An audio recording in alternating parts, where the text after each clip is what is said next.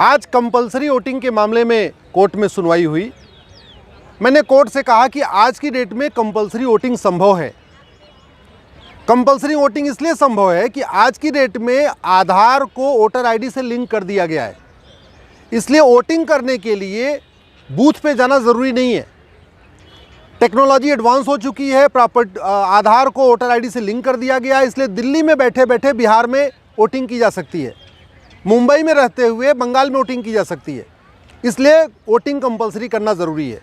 दूसरा, हमने ये भी कहा कि अब पॉलिटिकल पार्टियों को वोट देने की बाध्यता नहीं है। ईवीएम पे नोटा भी आ गया है, तो अगर किसी को लगता है कि नहीं हमें कोई भी पॉलिटिकल पार्टी नहीं पसंद है, तो कम से कम जाके वो नोटा को दबा सकता है। चूँकि सुप्रीम कोर्ट बार बार कह चुका है कि वोटिंग फंडामेंटल राइट है। जब वोटिंग फंडामेंटल राइट है तो ये फिर कंपलसरी होना चाहिए। जो भी फंडामेंटल राइट होते हैं वो सबके लिए कंपलसरी होते हैं। हमने कोर्ट को ये भी बताया कि लगभग 1 करोड़ के आसपास ट्रक ड्राइवर हैं और खलासी हैं जो वोट नहीं दे पाते। पूरे देश भर के जो पुलिस हैं, जो चुनाव ड्यूटी में हैं, वो ज़्यादातर वोट नहीं दे पाते। आर्मी के लोग वोट नहीं कर पाते। इसके अलावा सर्विस क्लास के लोग, वेंडर्स जो अलग अलग शहरों में अपने काम के लिए गए, वो वोट नहीं दे पाते हैं। इसलिए वोटर आईडी, ऑनलाइन वोटिंग करना भी ज़रूरी होना चाहिए और वोटिंग कंपलसरी भी होना चाहिए। कोर्ट का ये कहना था कि इसके लिए कानून बनाना पड़ेगा। बिना कानून बनाए न तो ऑनलाइन वोटिंग शुरू हो सकती है और बिना कानून बनाए कंपलसरी वोटिंग भी नहीं हो सकती है।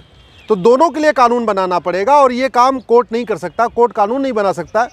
हमने उनसे कहा कि आप इस पर केंद्र सरकार को, चुनाव आयोग को इस पर एक कम से कम नोटिस इशू कर दीजिए, लेकिन उनका ये कहना था कि आप अपनी याचिका को लेके इलेक्शन कमीशन के पास जाइए, एक बार केंद्र सरकार के पास जाइए।